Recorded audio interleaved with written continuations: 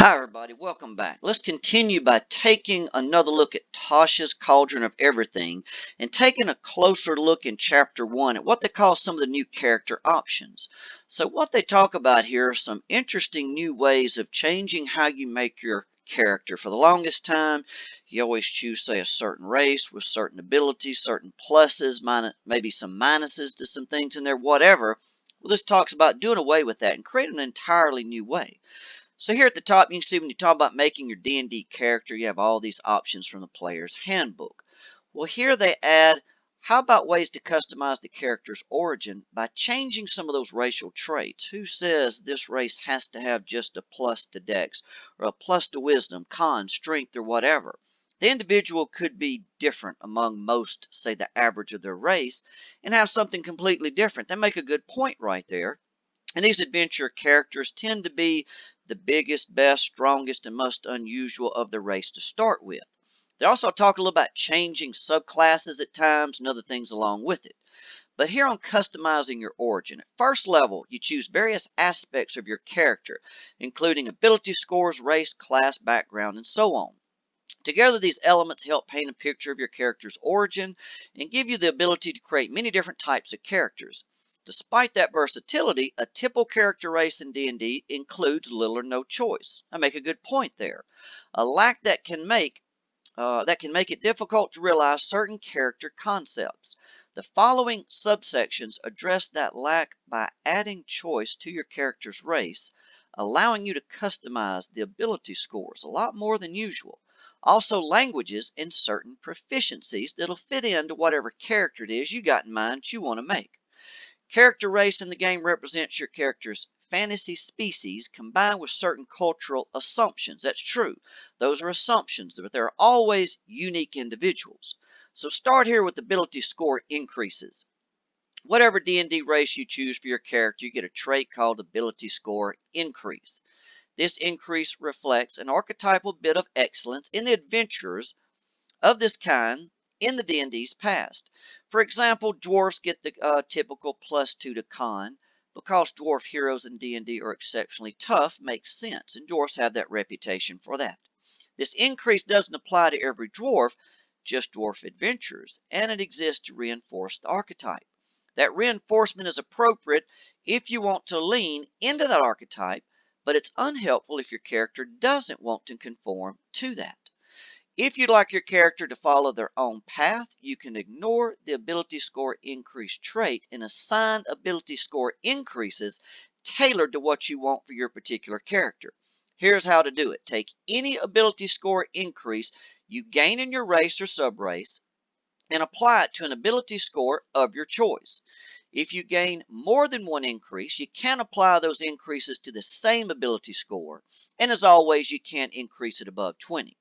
For example, if the ability score increase trait of your race or subrace increases con by 2 and wisdom by 1, you could say pick intelligence to add 2 and charisma 1. In other words, you can't add them together and just make one of them a +3. Still got to separate them 2 and 1, but put them on whatever ability you feel fit. Again, you think about this, there's unusual individuals among all groups. I don't see why you couldn't do this. Check with the DM. Hopefully he or she'll be okay with that. Then they mention languages. Think about whether an individual is born or grows up in the region that's typical, say a dwarf, halfling, or whatever. Typically, you get common and in whatever language of the ancestor, depending on the race. So, of course, you see with something here, they say it's an assumed that common and halfling would go with just the halfling race, and so on. D&D adventures are extraordinary, and your character may have grown up speaking languages different from the ones in the traits generally given.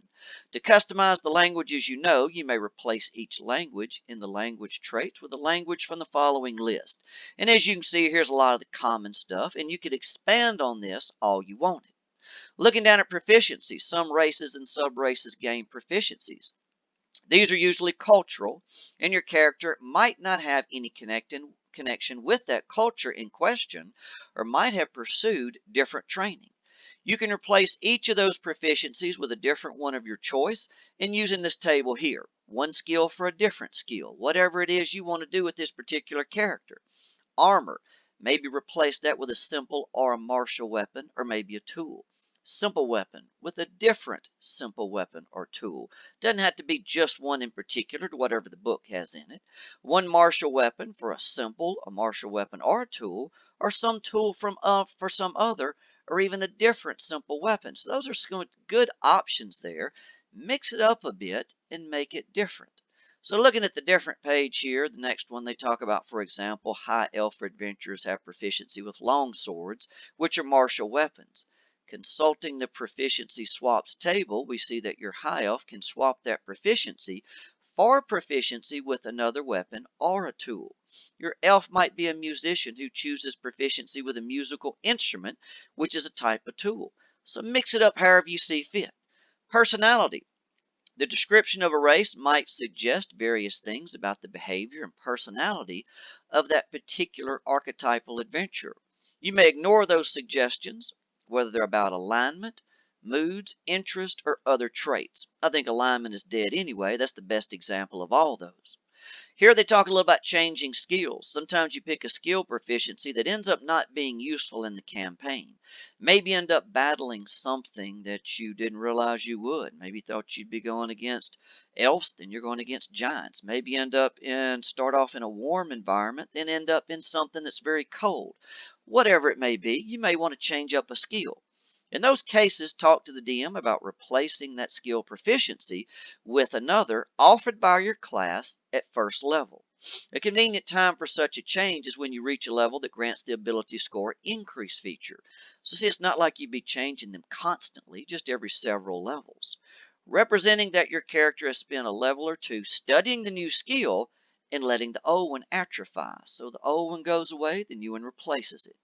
Here they also talk about possibly changing subclasses. Now you may have to talk to the DM a little bit more about this one right here, because now you're talking about a bigger change, where the other ones have been somewhat minor. Each character class involves the choice of a subclass at first, second, or third level. A subclass represents an area of specialization and offers different class features as you level up. With your DM's approval, you could change your subclass when you would normally gain a new subclass feature. So everybody knows as you go through each one of these subclasses, you get these different features just depending on the level. If you decide to make this change, choose another subclass that belongs to your class and replace your old subclass features with the features of the new one that are at your new level and all those lowers. You don't lose anything. You get the new one plus the ones beneath it. They mention training time here and even cost. Who cares about the training time? You know, in game time, that's essentially nothing right there.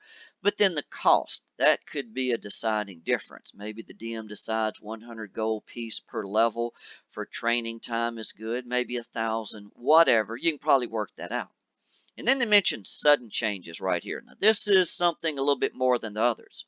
Sometimes a character undergoes a dramatic transformation in beliefs and abilities. When a character experiences a profound, so we're not talking small, self-realization, or faces an entity or a place of overwhelming power, beauty, or terror, the DM might allow an immediate subclass change. And here are some examples. An Oath of Devotion paladin failed to stop a demonic horde from ravaging her homeland. After spending a night in sorrowful prayer, she rises the next morning with the features of the Oath of Vengeance, ready to hunt down the horde. That's a good example right there. I like that one really good. Here we can skip down. They give one about a wizard changing one to what's his school of divination right here. A cleric of the war domain has spent years in conflict with the enemies of her temple. But one day she wanders into a sun-dappled glade where her god once shed a tear of mercy over the world's suffering. Drinking from the glade's brook, the cleric is filled with such compassion for all people that she now bears the life domain. So there's another time. I like the one with the paladin up here best. You can see where that might change a paladin's perspective on what they're doing. So I think these are some great ideas. Don't be just stuck with mistakes. How many times you created a character and then further in the adventure you thought, man, why didn't I do this right here? Talk to the DM. Let them swap out some of these things. Some of the other ones may be a little bit more to talk them into, but some of the things at beginning creation and changing a skill, Those should be easy ones right there. Keep the game from being stale. Don't get stuck with the same old thing and think you have to stick to these rules. You can change it up any way that's fun to you, and that's what's most important. So I hope you enjoyed this review. Until the next time, good luck and good gaming.